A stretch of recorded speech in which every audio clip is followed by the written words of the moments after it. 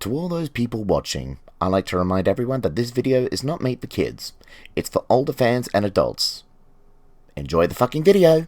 To a shining time station where dreams can come true, waiting there for you.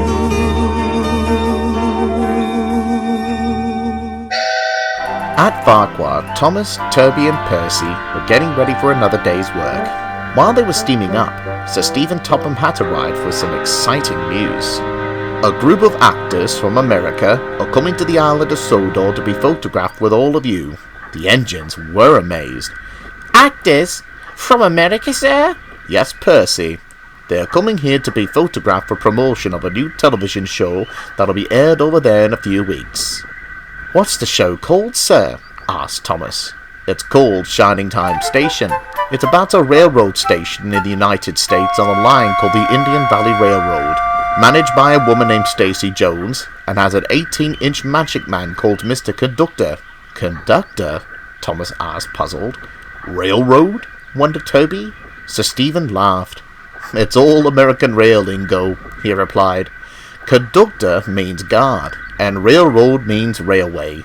Magic man? Asked Percy. Yes, Miss Allcroft had told me that he lives in the walls of the railroad station and tells stories about you all. The actors will be arriving here in a few days. In the walls? Percy was most intrigued and wondered if this magic man was real. Gordon, Henry and James had heard the news as well, and they were jealous. I don't believe it, snorted Gordon crossly. Why would a group of actors come to our island and take pictures with Thomas, Percy and Toby instead of us? They come from America, added James. You think with them coming from the land that is Hollywood they would want to take pictures with us mainline engines? They soon went to work, but grew jealous whenever they saw the branch line engines.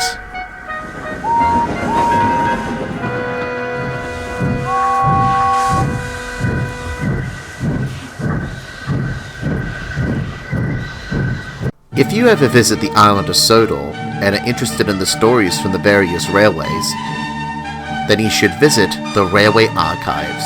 It's a treasure trove of stories over the years with all of the engines across the island of Sodor, big or small. Let's take a look at all the stories that are a blast from the past for the engines of Sodor.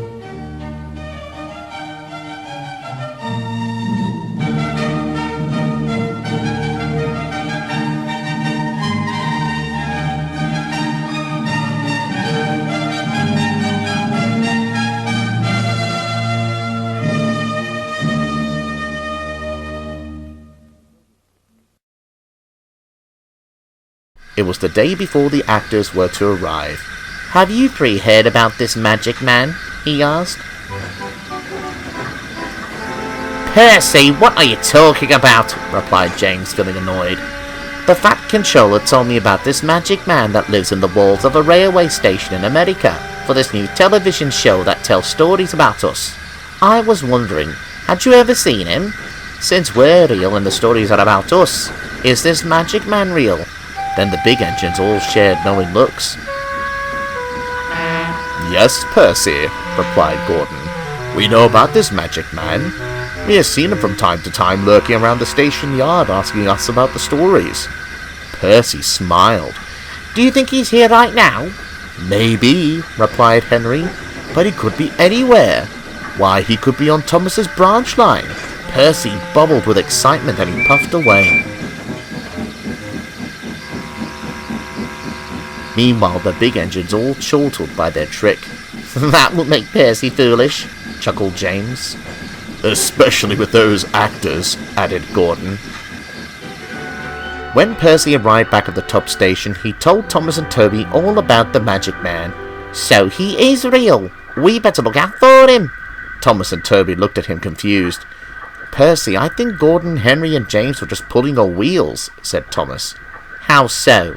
Well, the Fat Controller did tell us that he was part of a show, meaning he's fictional. But he's telling stories about us, Thomas, argued Percy. Those stories were real, and we're real, so this magic man would have to be real as well. Gordon, James told you about barking signals, replied Toby. And that turned out to be false, he chuckled. Yeah, well, that's different, Toby, snapped Percy. I know he's real, and I will prove it. And he steamed away to collect some trucks from the quarry, while Thomas and Toby just rolled their eyes.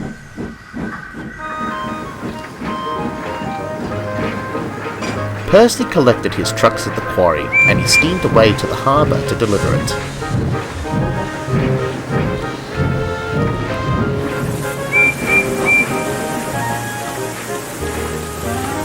As he was puffing down the branch line, he was still looking for the magic man. Must find him, he said.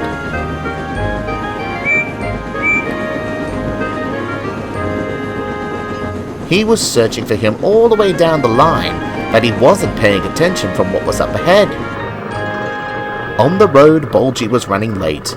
He had a flat tire, and it took a while for him to be repaired for a new one.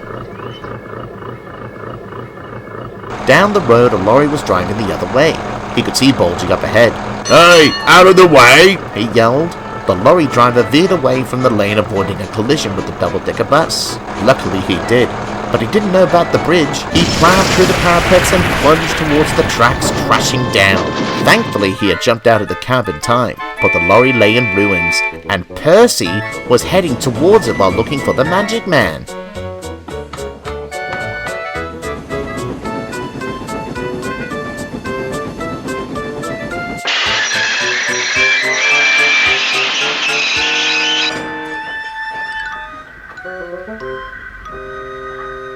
Bust my buffers! His crew weren't hurt, and the driver came to see the commotion, but Percy's crew wasn't pleased what had happened. You should have been looking out for us, replied the driver angrily, instead of this magic man rubbish. Thomas came with the breakdown train, and Sir Stephen Topham Hatt. After the wreckage was cleared, he then said, You'll have to go to the works to be checked over. It might be a bit of a wait. But what about the actors, sir? I'm sorry, Percy, sighed Sir Stephen. I'm afraid you might miss out on it. Percy was sad, and soon he was lifted on the flatbed. Percy felt very miserable. At the big station, Gordon was there when Toby puffed in with his train. What seems to be troubling you, Toby? Asked Gordon. Then Toby explained about the accident that Percy was in with a lorry. It wouldn't have happened if he hadn't been looking for this magic man. Then Gordon's eyes widened. He hadn't meant to get Percy into an accident. He thought Percy would be looking for the magic man until he was told that he wasn't real. Gordon was most upset. Is something wrong with you, Gordon? Toby asked. Gordon broke out of his trance and then said, no, certainly not. Anyway, I can't stop and chat, Toby. See you next time. And he puffed quickly away.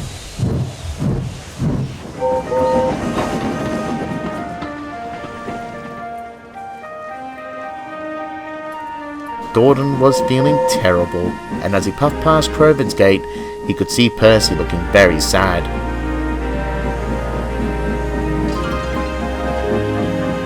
At the big station, he saw James and Henry and told them about Percy. Both engines felt the same as Gordon, but then Gordon said, Not a word, keep it dark. James and Henry were surprised and cross. Why should we keep it dark, Gordon? Replied Henry crossly. We must confront the truth. It's our personal responsibility. But we're mainline engines. We have a reputation to keep up. You have an ego to keep up, Gordon. Our reputation will be in tatters, but we try to make up for it by learning our lesson and doing the right thing. We were responsible for the trek and must tell the truth, replied a voice. Sir Topham Hatt, replied the engines in surprise. So you were the ones responsible for Percy? We didn't mean for him to have the accident, sir, honest, replied James sadly.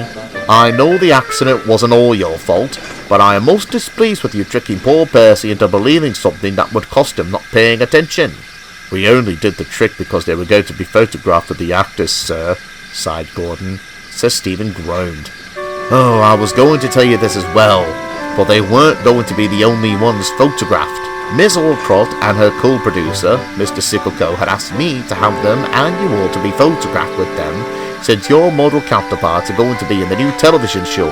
But now after all this, I don't know if it's possible for you all as well as Percy. Gordon, Henry and James felt terrible. Please, sir, we'll try and put things right, replied Henry. I hope so. You've upset my arrangements. The big engines were trying to think of an idea of how not to let Percy feel left out. Then Gordon had an idea. He then spoke to Sir Stephen about it and then he smiled. What a wonderful idea! It was the day of the photo session, and Percy was still feeling sad at the thought of missing out. I hope Thomas and Toby have a wonderful time with the actors, he thought. Then he heard a whistle and then a bell, and pulling into the works was Thomas and Toby with Annie, Clarabelle and Henrietta.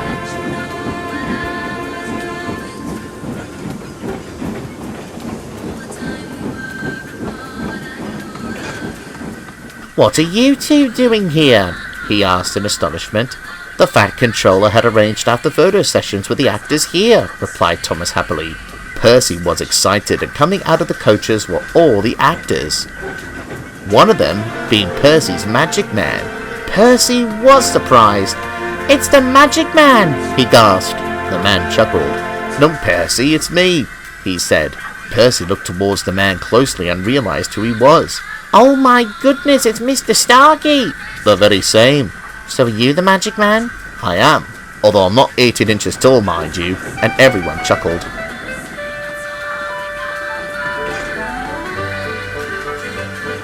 Soon it was time for the photo session.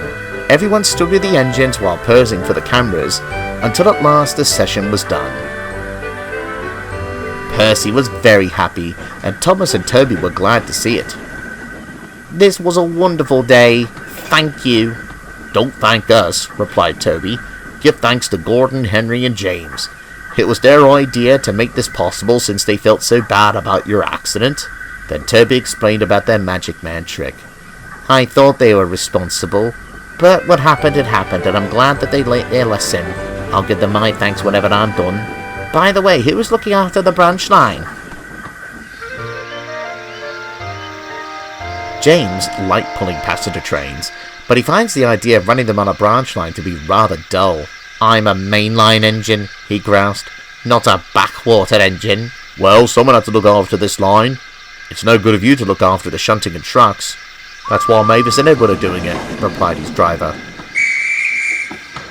Well, it's for the sake of Percy, sighed James, and he puffed away after the guard blew his whistle. But in the end, the mainline engines had even gotten their photographs taken with the actors.